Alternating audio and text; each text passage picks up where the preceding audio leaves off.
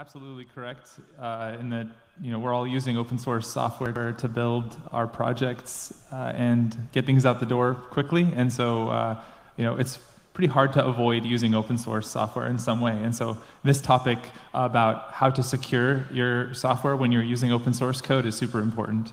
So thanks for coming to my talk, and hopefully we'll have some good stuff to talk about today. So just a little bit about me. So I'm Firas. I started this company called Socket, which you can learn more about socket.dev. And that's mostly where most of the things that I'm going to share today are putting them into this website, this tool that's free for people to use.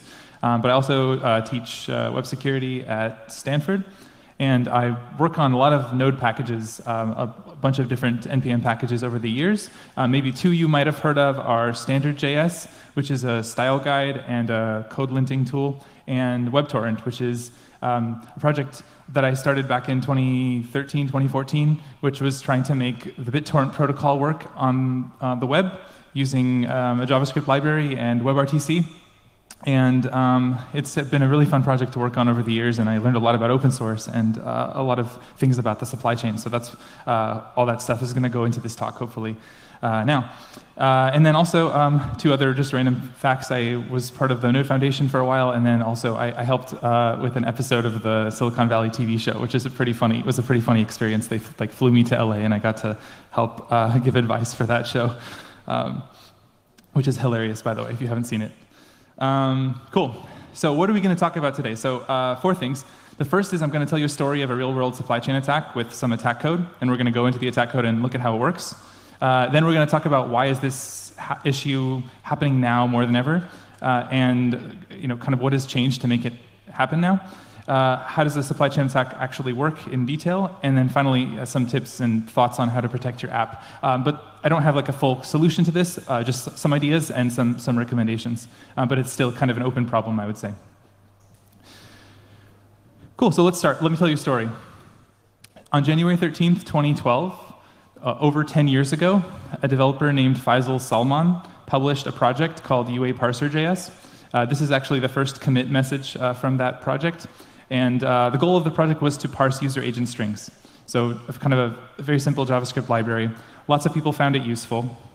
And so over 10 years of steady work, he was continuing to develop the package with help from many open source contributors, publishing ultimately 54 versions over all those years. And the package continued to grow to the point where now it has around 7 million downloads per week. And it's used by 3 million GitHub repositories. So a very huge project. Now let me tell you a different story.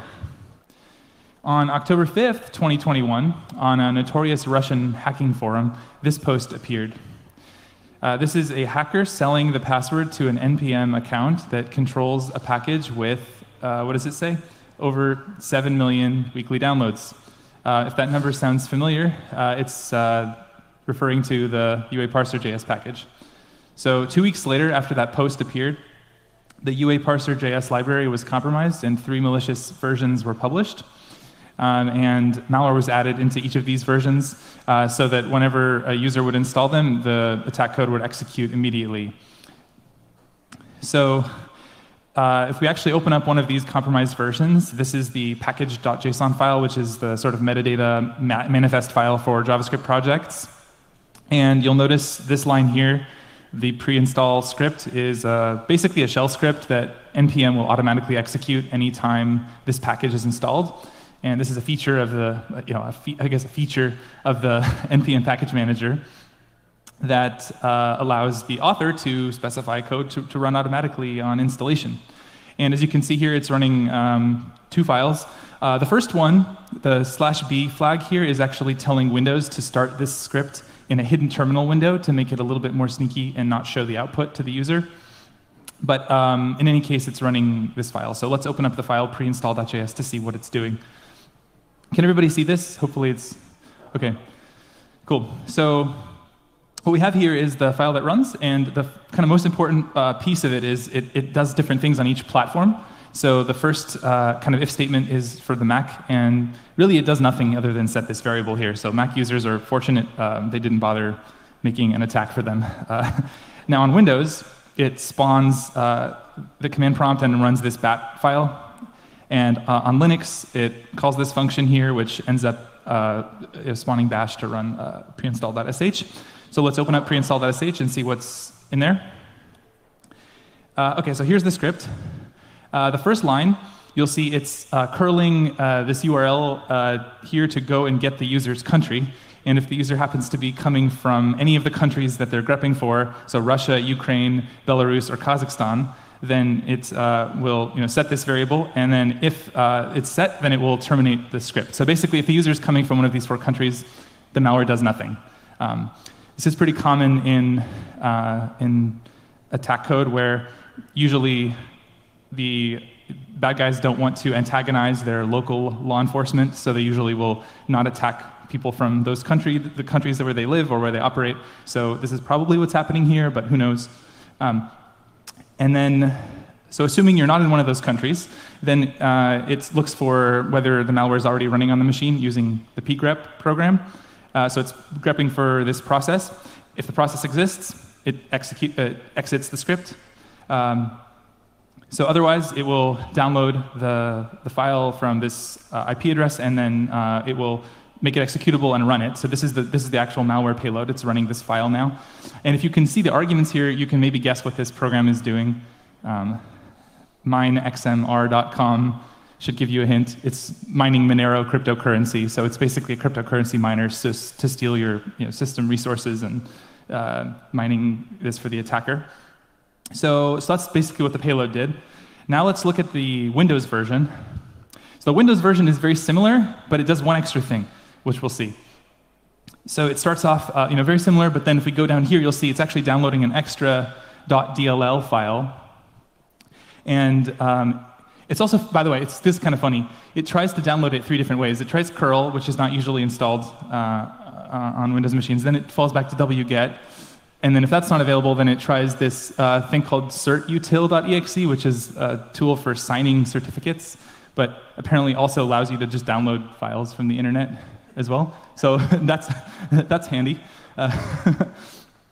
So it will download the DLL file, and again, it runs the malware payload, and then also at the very end, it registers the DLL. And that piece there is the really scary part, because that DLL file actually scans the whole machine and steals passwords from over 100 different programs on the machine, as well as the Windows Credential Manager where your passwords are stored.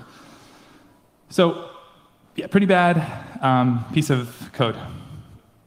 And remember, this was added to a project with many, many downloads, like 30 million downloads a month. So it was affecting a lot of people very quickly when it was added. So this was the aftermath. The package was basically published for about 4 hours before it was discovered. And this is actually pretty fast for a piece of malware to be discovered on NPM, mainly because this was a very noisy attack. Right? It was mining cryptocurrency. So you would notice your computer was getting hot, basically. So it was not very sneaky. So it was discovered in 4 hours, and this is the post from kind of the maintainer apologizing for, basically getting his account compromised. But anyone who installed this package during this time period would have been compromised, and any software builds done in projects without a lock file would have been compromised or affected by this. And finally, anyone who merged a PR, to update a dependency, would have been affected by this. So anyone who's basically unlucky enough to use a new version, one of these new versions, would have been affected. And this is just the tip of the iceberg. So this was just one story, but there's been over 180 packages removed from NPM for security reasons in just the last 30 days. And this trend is accelerating because attackers are basically like taking advantage of the open ecosystem and our trusting natures in the open source world. I'll just mention a few other examples that maybe you've heard about.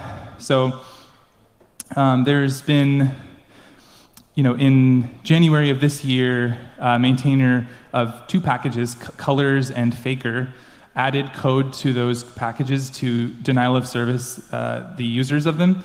And it was a protest of big corporations using open source and not contributing anything back to the community.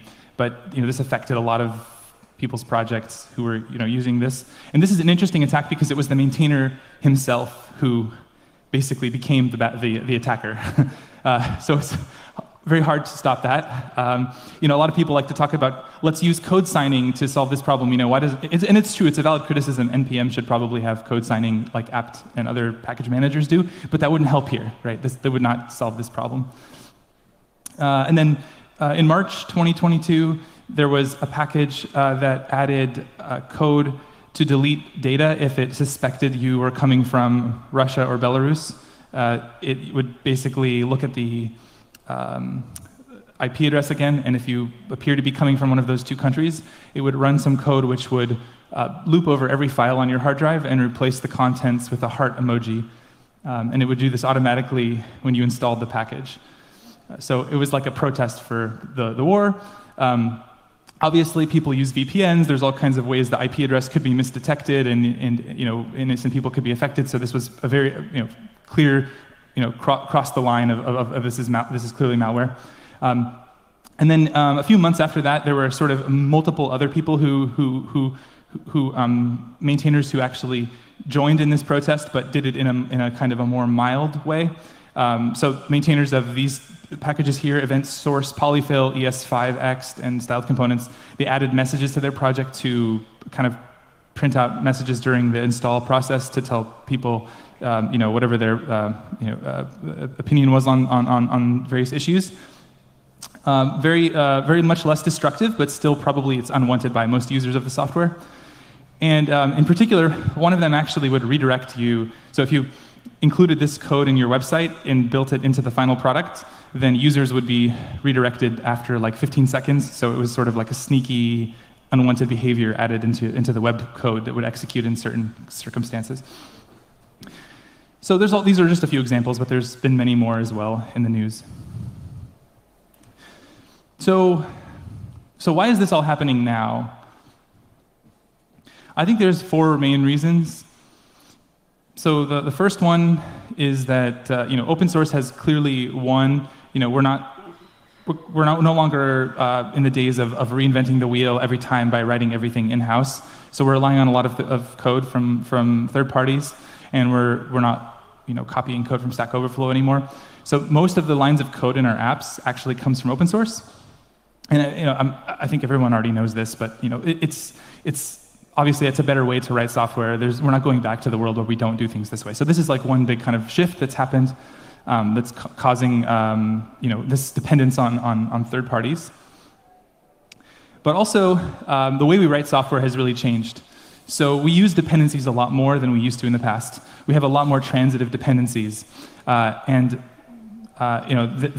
this is no more evident than in this example of if you go to install a React application today, the hello world that they recommend that you follow is to use this package called create React app. And if you use that, you will get nearly 1,400 packages just to get the hello world going for React. So like this demonstrates kind of the just massive number of packages that are coming in this new way of writing software. And if you look at one example here, just taking one example out of the blue, Discord is a popular chat application. It's a proprietary chat app that a lot of young people use. And it's an Electron application. If you open it up and you look at the JavaScript packages inside, there's almost 20,000 packages, and coming from almost 400,000 contributors if you look at every commit that's contributed to this. So, this is, in a way, it's amazing. I mean, this is like proof that open source works. And Discord is basically built on this mountain of open source work, but it's also obviously a huge amount of risk for any app that's built in this way. In 2019, there was a paper that came out at the Usenix security conference that found that installing an average NPM package would introduce trust on 79 third-party packages and 39 maintainers because of the transitive, dependencies. So, it's just, this is how you quickly get to the number of dependencies. Is you install one, you get 79, and so it's not a surprise that you end up with a lot of dependencies over time. So this is a visualization that we made at Socket that demonstrates just one dependency. So this is Webpack. the Webpack popular package that everybody uses. And what's going on here is each gray box is a package, and every purple box is a file. And we're peeling back each level of the dependency tree, one level at a time. And so you can see within each package, you have multiple other packages and multiple files. And the size corresponds to the amount of code in each of those files. And this is just one dependency. I can restart it just so you can see. So this is Webpack. You peel back Webpack. These are all the gray boxes are all the dependencies inside Webpack, and the purple ones are the files.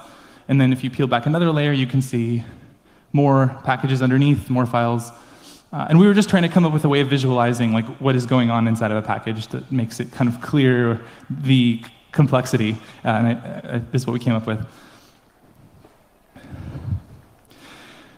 So the third reason is that no one really reads the code anymore of the dependencies that they use. I don't know if they ever did, but what we're doing now when we use open source is we're downloading code from the internet written by unknown individuals that we haven't read, that we execute with full permissions on our laptops and our servers where we keep our most important data. So it's like a miracle that this actually works. Like, why are we doing this? Why does my computer not blow up every time I run npm install? I don't know. But most of the time people are good, and so this isn't a problem. But if even 0.1% of the time you have a bad maintainer or someone getting compromised, then this can be a big issue. So I think it's a miracle that this even works today. And especially with like the way that I don't know how many people here use Dependabot if you use GitHub and work on open source projects, but this is a very common bot that will help you update your dependencies. And usually people, when they see this, they just say, OK, cool, new version came out, looks good, merge. And every time you do that, you're bringing in code from somebody that you haven't read. And so it's mind-blowing to me that this works. And the other thing is attackers often publish different code to the package registry than they do on GitHub. Because if you expect your users to actually maybe read the code, then they're going to go to GitHub to read it, and they're going to say, oh, it looks fine, and they'll go install it, and the code they get from the registry from NPM is actually different than what's on GitHub. So this is actually a very common technique, and the package manager doesn't do anything to confirm that the code is the same, unfortunately. So and then you might think, OK, I don't have to read the code. Like someone else will read the code. We can rely on Linus's law, where given enough eyeballs, all bugs are shallow. You probably heard this quote before. But the thing is, if everybody thinks like this, then nobody is actually going to read the code, and you end up with, in many instances, malware remains undiscovered for hundreds of days. And that's actually what was found in this 2020 paper that did an analysis of this. They found, on average, a malicious package is available for 209 days before it's been discovered and reported. So that's a long time before people are finding this stuff in the common case. And then another paper in 2021 at NDSS, which is another prestigious security conference, found similar results, including that 20% of malware, it persists in package managers for over 400 days and has more than 1,000 downloads before it's discovered. So it's a huge problem, and not all of the malware is being removed in just 4 hours like the first example I told you guys about. So these are my reasons why this is happening more and more. Now let's actually talk about kind of how does a supply chain attack actually work and the mechanical level. So I'm going to focus on 6 specific TTPs. So if you're not familiar with the term TTPs, it just means tactics, techniques, and procedures. It's a common term used in the security community, and referring to just sort of like how do attackers do what they do. So we're going to talk about these 6. Let's start with hijacked packages. So this is the most common one that you see news stories about. This is whenever you see a story about some NPM library being compromised, it's usually because of a package getting hijacked. And there's many ways you can have a package get hijacked. Obviously, the maintainer could choose a weak password. That's what happened with UA-Parser.js. The maintainer could give access to a malicious actor. This happened with EventStream. Maintainers could become malicious themselves, which is hard to stop. That happened in those two examples there. Maintainers could protest. They could use their package to make a point. Maintainers could have malware on their laptops that steals their credentials. And finally, NPM itself doesn't really enforce 2FA. So if you reuse your password on another site, then then you can lose your package that way. So then let's talk about the next one, which is typo squatting. So I'm going to show you two package names. One of these is malware, and one of them is the correct package. Raise your hand if you think the first one is the real package. OK, raise your hand if you think the second one is the real package. OK, everyone who raised your hand, you're wrong. Yeah, the correct package has the worst name, the confusing name, and this is the malware. And so yeah, it's basically, people need to think of these package registries as basically a wiki, and anyone can take register a page that hasn't been registered before. And so that's what happens a lot of the time in these types of attacks is you just register a package and you hope that people will accidentally type it in and you'll get some installs that way.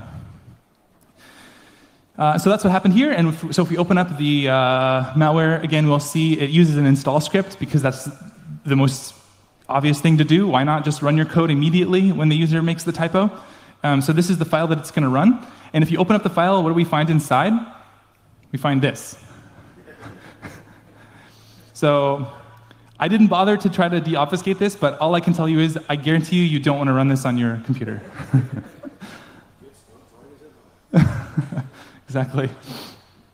So let's talk next about dependency confusion. So this is similar to typo squatting. This is another technique that is closely related, but the way this one works is when a company publishes packages, sometimes they do it to an internal NPM registry, so it's private to their company. And they may use a name for those packages. They may use a name that has not been registered on the public registry. And so if an attacker later comes along and registers the public name, then the internal tools need to be very careful to always use the internal version of the package and not the public version. But some tools make a mistake, and they will say, oh, if the public version exists, use that one instead of the internal version. And so very simply, the attacker can register the public version, and now they have code running inside the company, like that, right? So this is called the dependency confusion attack. And it's hard to know for sure how often this happens, but if you look through the list of packages that are being published publicly, you can find very many examples of probably dependency confusion attacks happening.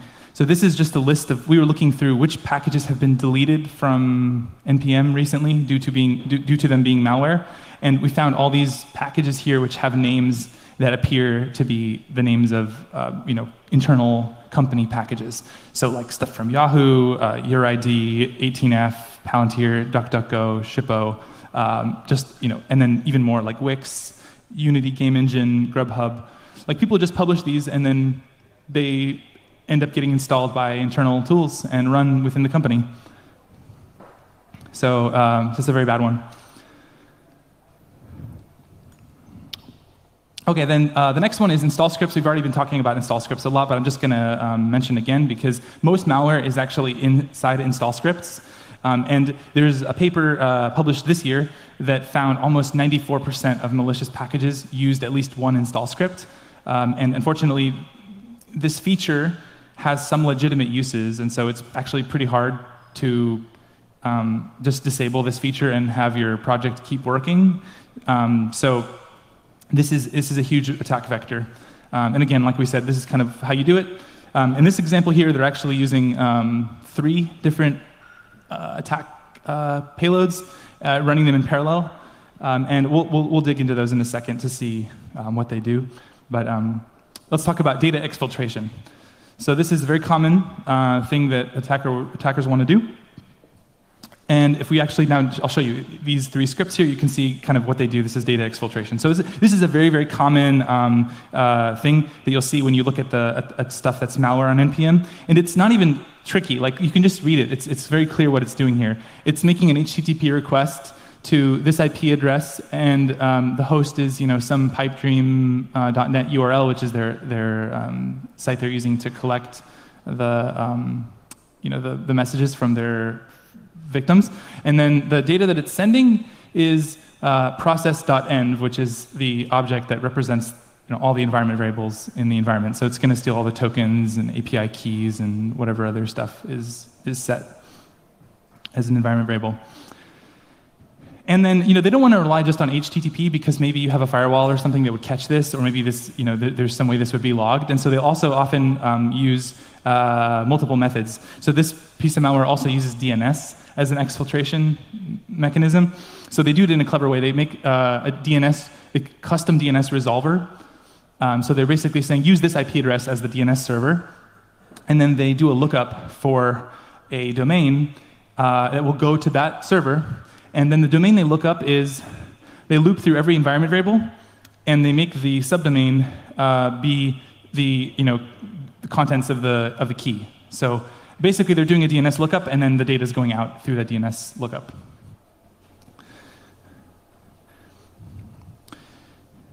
And then finally, data destruction or ransom is another kind of thing that you see a lot of attackers doing. And I won't go too much into this example because I already mentioned it, but this is the code from that piece of malware that would replace all your files with the heart emoji. So this one is sort of obfuscated, but the most important line is if you go to, later in the file, you go to this line here, you'll see that it's basically writing over your files with a single heart character to destroy all your data. So anyway, those are kind of some of the techniques I think are the most interesting ones. Now let's talk a little bit about how you can protect your application. So first, let's talk about what won't work. I think vulnerability scanning is a big red herring. It's really not enough to solve the problem, and the entire security industry is really obsessed with scanning for known vulnerabilities. And it's fine. It's good to do that, I guess, but it's an approach which is too reactive to actually stop a supply chain attack, because vulnerabilities can take weeks or months to be discovered, and we're merging dependencies a lot faster than that oftentimes. And so there's not enough time for a CVE, which is the officially kind of reported vulnerability, to be created and make its way into the tools that everyone is using. So long story short is a vulnerability scanner is not going to stop an active supply chain attack. So vulnerabilities are very different than supply chain attacks. Vulnerabilities are accidentally introduced by maintainers, by the good guys, and they have varying levels of risk. So sometimes you have a vulnerability that's very low or medium severity, and it's actually okay to just ship those to production and not worry about solving them immediately. Because maybe an attacker won't find it, won't exploit it, or maybe it's just a minor risk. Maybe it's a denial of service or something like that. It's not it's not good, but it's not going to be the end of the world if you ship it, because it may not be discovered. And a lot of times we have so many vulnerabilities being reported by this tooling that we ship. A lot of the companies I've talked to know that they have 1,000 vulnerabilities in production, right? And they're working to get the number down, but it's a project that's going to take many months to do. And so you can have vulnerabilities in your software, and they may not be exploited or even exploitable or even reachable through public API endpoints. So maybe that they're not even really going to be affecting you in any way. On the other hand, a supply chain attack is very different. So a supply chain attack is malware, and it's intentionally introduced into the package. It's usually not introduced by the maintainer. It's usually somebody else, although it can be the maintainer. And it will always end badly if you ship malware to production. You don't have a few days or weeks to solve the issue. You will be owned the moment that it runs. So you need to catch it before you install it. So this is the key difference. So basically, to summarize, a vulnerability scanner will not catch the next supply chain attack. So by all means, keep using vulnerability scanners, keep using Dependabot or whatever tool you're using. It's fine, but know that that's not protecting you from these supply chain attacks. So what can you actually do to protect yourself from supply chain attacks? So this is the part where I just have ideas, no perfect solutions. But the first one is I think we should support open source maintainers better. 23% of open source projects have only one developer contributing the bulk of the code. So 94% of projects have fewer than 10 developers, accounting for more than 90% of the lines of code. So you can see these projects are basically supported by a handful of people. Yeah, and there's actually a lot of parallels here to another place where you'll see a lot of these types of attacks happening, which is the browser extension ecosystem. So if you look at like the Chrome extension web store or whatever they call it, you'll see a lot of people have created extensions which have millions of users, but they have no way to make money from it. And maybe after a few years, they get tired of working on it. And so some company will come along and say, I'd like to buy this extension from you for $10,000, $20,000 dollars. And the developer says, okay, yeah, I'm tired of working on this thing anyway. I never made a cent from it, and I don't care anymore. So sure, give me the money. And when somebody buys it, they actually can add a tracking code or change the behavior of the extension in some way. So it's a very similar situation here with open source dependencies. Yeah, finally, or next, I think we should really change how we think about dependencies. We need to shift our mindset around it. I think a lot of people think if the code is inside of a dependency, then it's not my problem. If there's a bug or something in a dependency, it's not my fault. It's my dependency's fault, right? But the thing is, you're shipping this code into production, right? You're shipping it in an app that your users are going to use, so you're really responsible for it. It doesn't matter whether you typed in the code on your own keyboard, yourself, or whether the code came in through a dependency. At the end of the day, all that code gets bundled up into a single process, and it runs as one process. So effectively, that third-party code is your app, so you're responsible for it. So if we think about it that way, then we sort of shift how we approach the problem.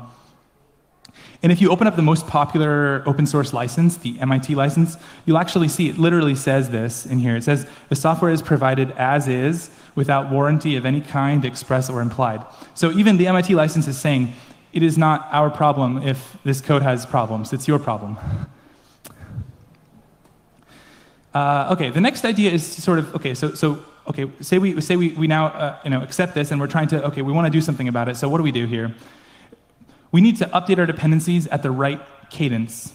So a lot of people these days are using tools like Dependabot to keep their dependencies at the latest version. And this is usually a good idea. The thinking goes, the quicker you update your dependencies, the more likely you will be taking in the security fixes and the improvements. And if a new security fix comes out, if you're on a newer version, it should be easier to update to the fixed version. Instead of being like years behind on an old version, it's going to be a lot harder to update when you need to fix a critical issue. So this is good. However, the quicker that you update your dependencies, the fewer eyeballs that have had a chance to look at that code. So in this example here, this Dependabot is configured to send a pull request anytime a new dependency comes out. And so you'll get these within 24 hours of a new version coming out. And so if you click merge, you're basically running code that has only been live for less than a day. And so very few people have had a chance to look at it and check for problems and check for malware or other types of attacks. So the question is then, okay, how quickly should you update? And this is a very hard question. This is something that we struggled with a lot when we were building various tools and websites. So I think you can think of it as a continuum from slow to fast. If you update too slow, then you've really exposed yourself to known vulnerabilities because you're running code that everyone knows has vulnerabilities. And so you don't want to be too slow. But on the other hand, you don't want to be too fast. If you update too fast, then you're now exposing yourself to supply chain attacks because you're running code that very few people have even read, right? It could have been published a few hours ago. And so you're installing that version, you're running it, and you haven't read it, you haven't looked at the code, no one else has looked at the code, so you're just hoping for the best. Doesn't seem like a good idea, right? So I don't have an answer here. There's trade-offs, no perfect solution. One thing I've seen so there's a product you guys probably all know about called Signal, the Signal messaging app. Their desktop app is actually written in Electron. It uses JavaScript dependencies, and their policy is actually quite interesting. in terms of this balance. So what they do is they keep all their dependencies 6 months out of date, except for critical security updates. So they're always 6 months behind, and they assume that any supply chain attacks will be discovered in that 6-month period, hopefully. And then if there's a critical, known vulnerability that comes out, they will specifically update that one dependency to fix the critical vulnerability, and that's their policy. So that's one idea of something you could do. But again, trade-offs. There's no perfect solution here. Here's one that you can do. So you can dig deeper before choosing a dependency, and I really like this idea because really, if you read the code, you'll be 100% sure what it's doing before you run it. And so ideally, you audit all your dependencies, right?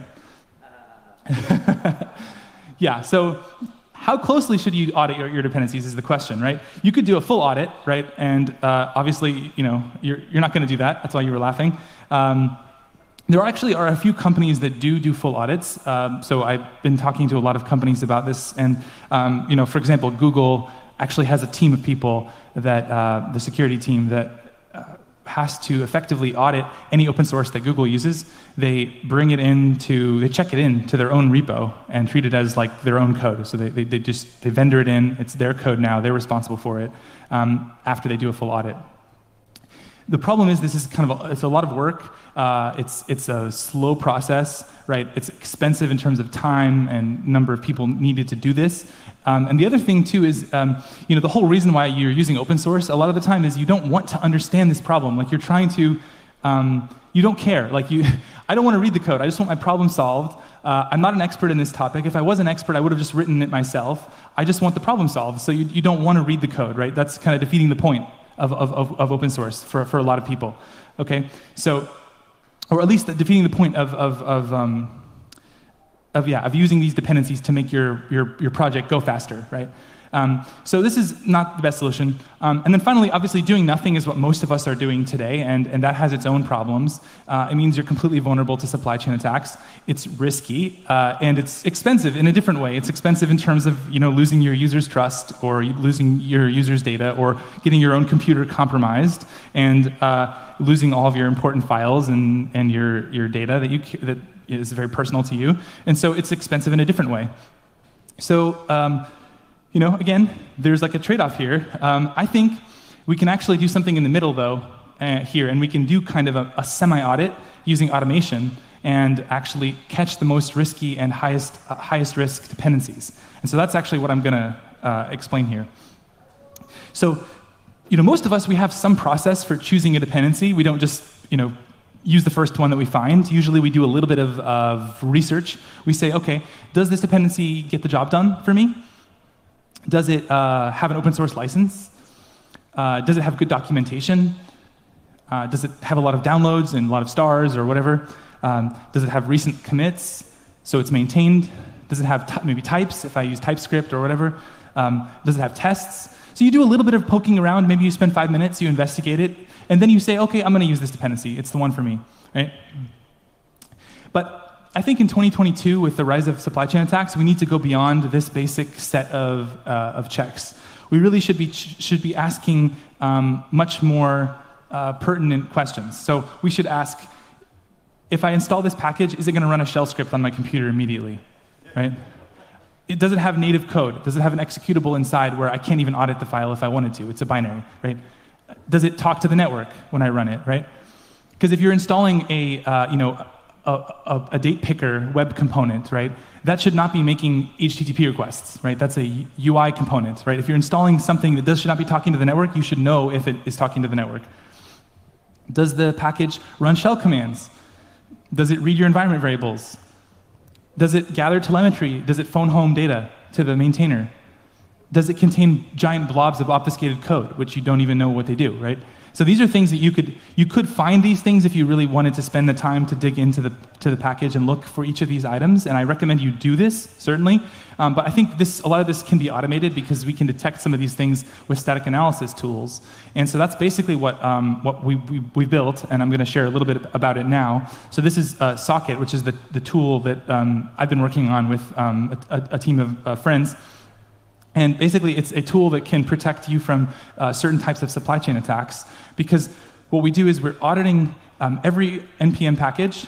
We're downloading every NPM package and looking for malware, typo squats, hidden code, permissions that are being used, like network, file system, environment variables, etc. And we're basically tagging that package and saying it has all these attributes, right? So this is like an example of what it looks like if you search for a package on Socket. You'll get a list of scores at the top, which tells you kind of the security rating, the quality rating, the maintenance status, number of vulnerabilities, and license. And then we call out the most important security issues at the top of the page. So this package will run a shell script immediately when you install it, and it contains a native code. So these are like the two things we want you to know about this package before you install it. Now this package is actually good. You can click this button here, and you can see what the install script does, and it's actually innocent. It's not doing anything wrong. So you could feel comfortable installing this without any issues. But what about a package that is doing something a little bit more sketchy or nefarious? So this is another example of a package that you can look up here, and you can see the score is lower on security, and we found some issues in the dependencies. So say you click that, and you go look at what are the issues in this package's dependencies. Because remember, that's the thing too, is like the issues might be not in the package itself, but they could be in the dependencies of the package, right? So that's important. So what we found in the dependencies are, it's going to run code upon installation, and it has telemetry. These are the two that are the most important here. And so what the telemetry is doing here is actually, if you install this React component to build a feature on your website or whatever, it's actually collecting information about your system, including your get remote URL, your, I think it collects your IP address, a few other pieces of data about your machine, and sends it to the maintainer.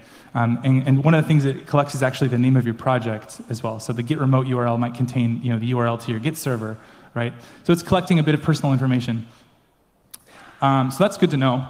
But this is, you could say maybe you don't care, maybe it's fine, you still want to use this package. Okay.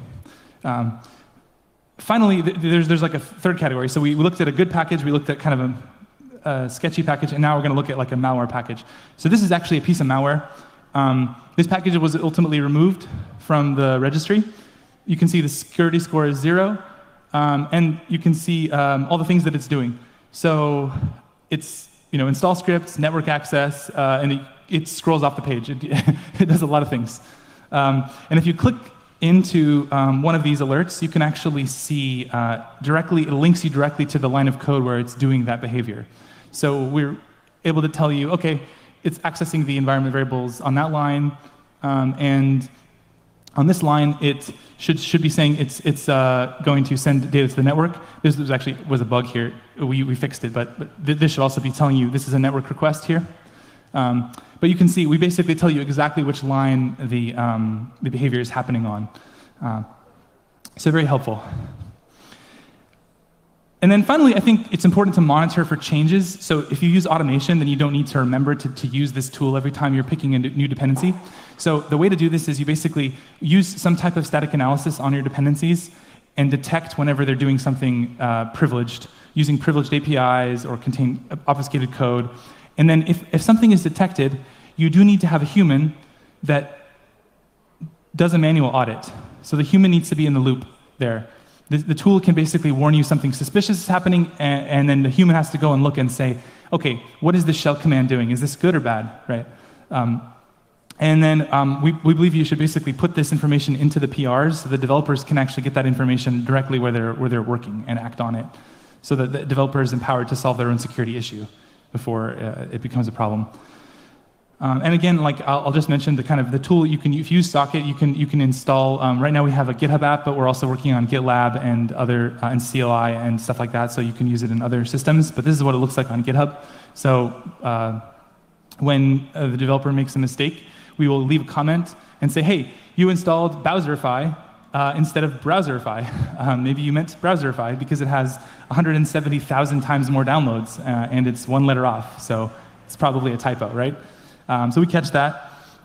This is another example where the developer installed a package which was gathering telemetry and running code upon installation. So we warn them about that. And for the telemetry, we even tell you how to disable the telemetry by saying, if you set this environment variable, that will tell the package to stop sending telemetry. So we can tell you how to opt out.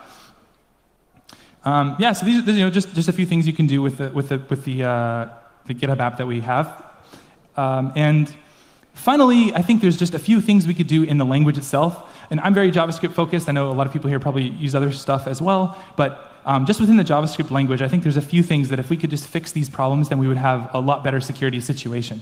So the first one is, right now, everyone is drowning in vulnerability alerts. There's just so many. If you install something, you usually get a message that says you have 500 vulnerabilities, right? And you're just like, OK, I can't do anything about this. I accept it. I'll just take my chances. So if we need some way to sort of lower the volume on these alerts and make only the important ones rise to the top. Second, there's been some interesting experimentation with the Dino project, which allows you to actually sandbox the process and give it certain permissions using flags like allow net. And I think we should try to bring that into Node.js. And finally, there's been some language proposals, such as secure ECMAScript, ECMAScript realms, compartments, and then this flag in Node. So a lot of interesting experiments and proposals that will allow us to build a system where we could actually create per package permissions. So similar to a smartphone app, a package could declare which permissions it needs and only have access to those permissions. So if we had something like that, I think that would go a long way to making sure that a rogue update or a hijacked package could not suddenly start sending all of your files off to some IP address in faraway land. So those are my ideas. And yeah, I mean, hopefully this overview is helpful. We covered a lot of ground. We talked about kind of what the problem is, some examples of attack code, and finally some ideas for solutions. But like I said, this is an unsolved problem. We're trying to solve it at Socket. Yeah, thanks for the time, and I appreciate you having me here. Thank you.